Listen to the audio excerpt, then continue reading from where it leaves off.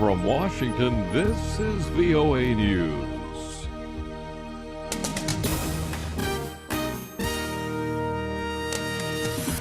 Coming up, a U.S.-Russia summit is off. Italy accepting migrants stranded in the Mediterranean.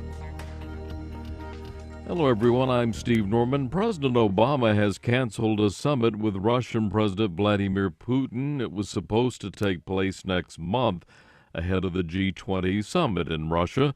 Russian government has expressed disappointment at the move.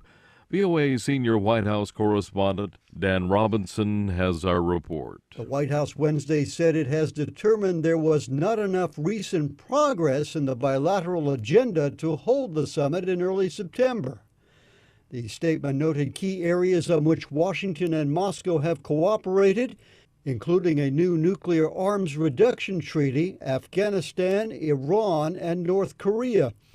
But it said that given the lack of progress on issues such as Syria's civil war, missile defense and arms control, trade and commercial relations and human rights, it would be more constructive to postpone the summit. The biggest recent issue is Russia's decision to grant temporary asylum to Edward Snowden, the former U.S. intelligence contractor who leaked details of U.S. electronic surveillance programs.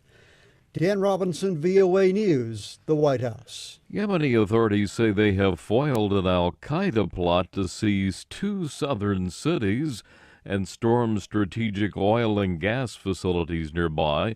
They say the plot involved kidnapping or killing foreign workers there.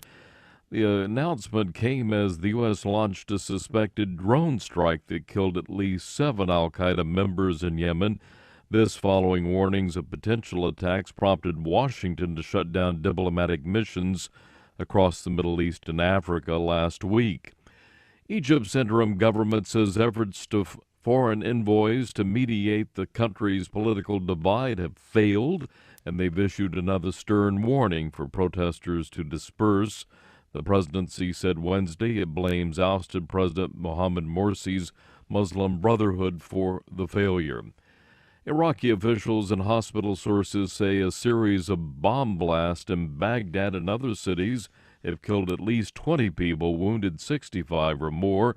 The deadliest of the attacks took place in the northern city of Kirkuk. In Baghdad, a car bomb blast hit several Shiite neighborhoods.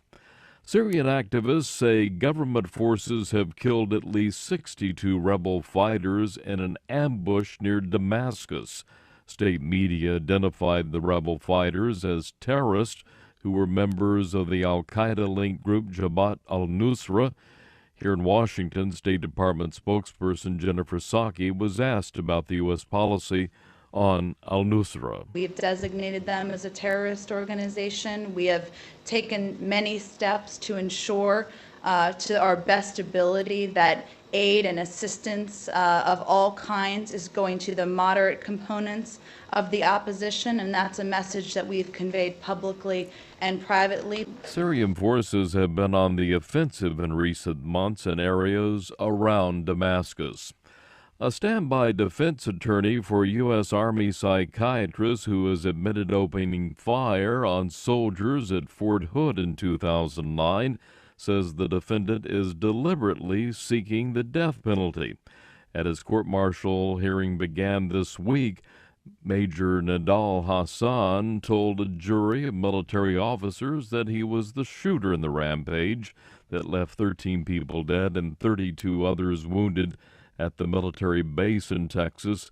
He is representing himself in the murder trial and, if convicted, will face the death penalty. Italy has agreed to take in more than 100 migrants who have been stranded for days on a tanker in the Mediterranean after Malta refused to allow them entry. Selah Hennessy is following the story. The migrants arrived in Italy on Wednesday. They were rescued from their badly damaged inflatable boat by a tanker off the coast of Libya on Sunday and had been stranded since then. 4 pregnant women and a 5-month-old baby are believed to be among the group. But Malta's prime minister had said the migrants were not in distress and refused to allow them into his small island country. Prime Minister Joseph Muscat thanked Italy for accepting the migrants. Malta is a top gateway for migrants attempting to reach Europe from Africa. According to the United Nations, last year more than 1,500 people arrived by sea, a large influx for a country with a population of only around 500,000.